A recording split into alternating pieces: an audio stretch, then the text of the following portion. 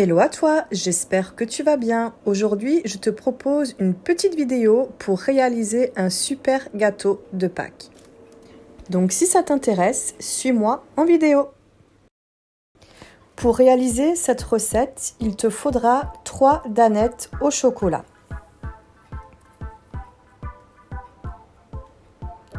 Tu vas venir verser ta danette dans ton bol. Et tu vas garder tes Danone pour t'en servir de doseur. Donc là, tu vas venir y rajouter 3 doses de farine à gâteau.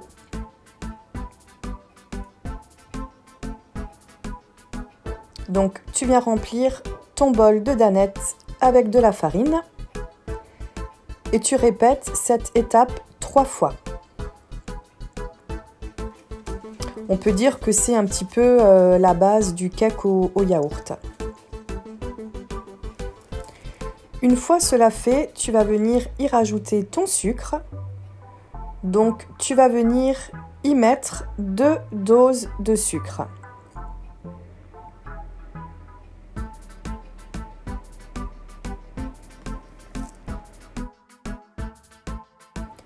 Tu vas venir y rajouter une dose d'huile. Donc tu vas remplir ton gobelet avec l'huile.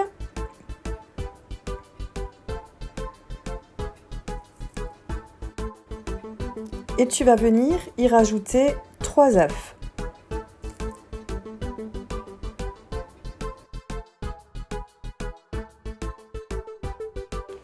Et bien sûr, un sachet de levure chimique.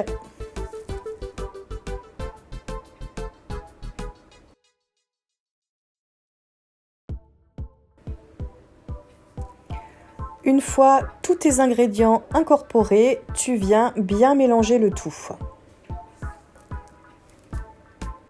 Donc tu verras, c'est vraiment une recette très facile et le rendu est juste top. Voilà ce que ça donne une fois ton mélange terminé. Donc le mélange doit être bien liquide. Et là, tu vas venir le mettre dans un moule rond comme celui-ci, avec un petit trou au milieu.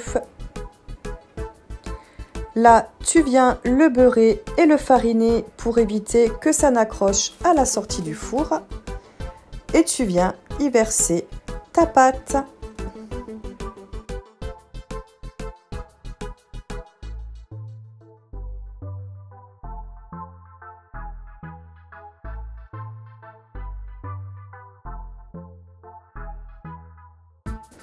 Là, je viens lisser le dessus de mon gâteau à l'aide d'une petite cuillère pour qu'il y ait vraiment le même niveau de pâte partout. Il faut vraiment essayer de faire en sorte que ton gâteau soit droit. Et ça va partir au four à 180 degrés pendant 30 minutes. Et voilà le résultat à la sortie du four. Je vais venir le démouler. Et je vais laisser le gâteau à l'envers pour l'étape suivante. Là, tu vas venir pouvoir y rajouter de la pâte à tartiner. Donc, tu vas en mettre partout. On fait tout le tour du gâteau. Donc, cette étape, c'est important de le faire tant que le gâteau est encore chaud. Comme ça, ta pâte à tartiner va fondre et tu arriveras à bien la travailler tout autour de ton gâteau. Donc on fait un petit peu comme un glaçage, mais avec de la pâte à tartiner. Donc tu viens lisser de partout et tu fais ça sur tout le côté et le dessus de ton gâteau.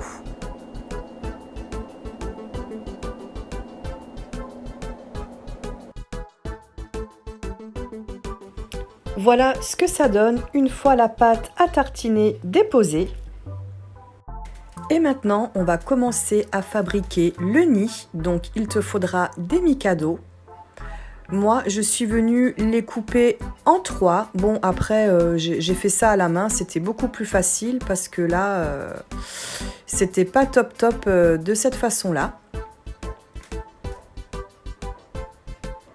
tu vas venir prendre tes Mikado et tu vas venir les diviser en 3. Une fois cela fait, tu vas venir les planter dans ton gâteau un petit peu de partout, donc comme un nid d'oiseau.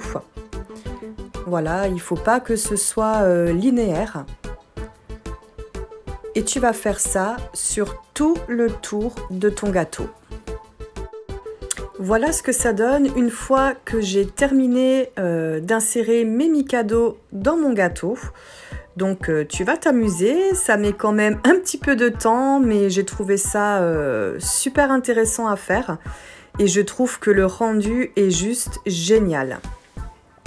Et pour info, j'ai utilisé 4 boîtes de Mikado. Après cela, je viens le mettre sur mon plateau et on va passer à la partie déco. Donc là, je suis venue mettre un petit lapin au milieu, bien évidemment, pour faire référence à Pâques. Et je viens y rajouter des petits œufs en chocolat. D'où l'importance que tu aies un moule à cake avec un trou au milieu pour pouvoir faire par la suite ta déco centrale. Donc là, je viens mettre des œufs en chocolat simple. J'ai la petite main de mon fils, comme d'habitude, qui vient m'aider. Voilà, tu en mets un petit peu partout. Et par la suite, pour le côté esthétique, je viens rajouter quelques œufs de cigogne.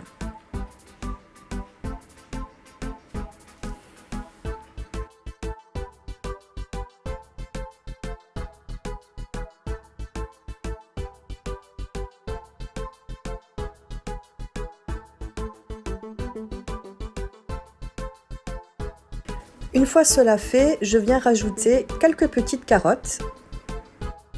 Et voilà le résultat final. Alors moi personnellement, j'ai adoré faire ce dessert. Il est vraiment très facile à faire, c'est vraiment à la portée de tous. Et je trouve que pour un dessert de Pâques, c'est vraiment super. C'est très joli, très mignon et voilà, c'est sympa.